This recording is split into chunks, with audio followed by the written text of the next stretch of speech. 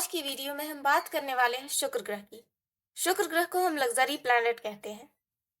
यह नंबर 6 को शो करता है, जो न्यूमरोलॉजी के बेस्ट नंबर्स में से है। शुक्र अपने आप में एक बहुत इंपॉर्टेंट प्लैनेट है। इस ग्रह को दैत्य गुरु शुक्राचार्य कहा जाता है। शुक्राचार्य दानवों के गुरु हैं, सो वे सात्विक ग्रहों में नहीं गिने जाते। शुक्र एक आंख वाले कहे जाते हैं। उनकी एक आंख फूटी हुई है, जिस कारण उनसे गवर्न लोग किसी भी चीज के हर पहलू पर नजर नहीं डाल पाते।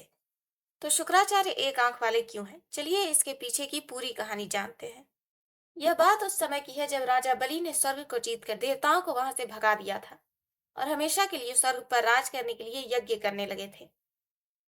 बलि के डर से सभी देवता भगवान विष्णु की शरण में पहुंचे। उन्हें प्रणाम कर और अपनी समस्या बताकर सभी देवता उनसे रक्षा के लिए विनती करने लगे। श्री विष्णु हमेशा से ही देवताओं के रक्षक रहे हैं। उन्होंने देवताओं की प्रार्थना स्वीकार कर कहा, आप सभी चिंता न करें, राजा बलि का यह यज्ञ पूरा नहीं होगा। मैं आपकी सहायता के लिए धरती पर 5वीं बार अवतार लूंगा और राजा बलि का अभिमान नष्ट करूंगा। फिर भगवान ने देवताओं की माता अदिति के गर्भ से अवतार लिया और जन्म के साथ ही बड़े हो गए, पर उनका कद बहुत छोटा था, सो उनका यह अवतार वामन अवतार कहलाया। वे हाथ में कमंडल लिए राजा बलि की यज्ञशाला में पहुंचे और भिक्षा की प्रार्थना करने लगे। छोटे कद के इस ब्राह्मण बाल को देख द्वारपालों ने राजा बलि को सूचना दी। बलि का प्रण था कि प्रातःकाल जब भी कोई उनसे कुछ मांगने आएगा तो वे इनकार नहीं करेंगे।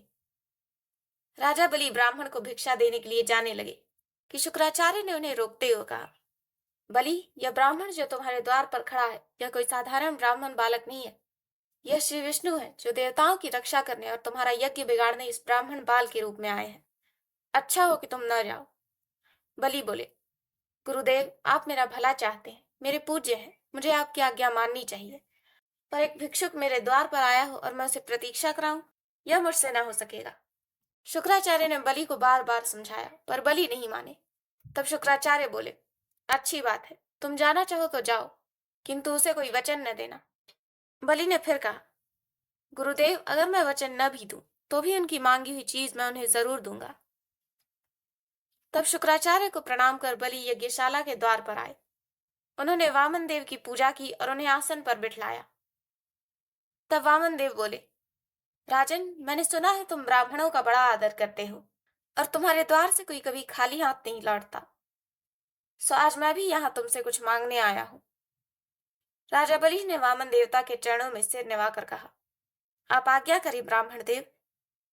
वामन बोले, मुझे तुम्हारी बात का विश्वास नहीं कि मैं जो मांगूंगा तुम वह दे सकोगे, सो तुम हाथ में जल लेकर वचन दो कि मेरी इच्छा पूरी करोगे।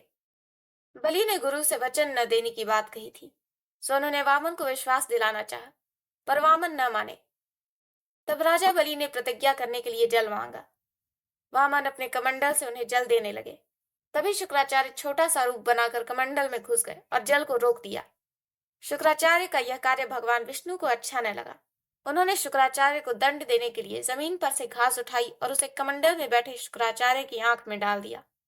शुक्राचार्य की आंख से खून की धारा बह चली और तभी से वे एक आंख वाले कहलाने लगे।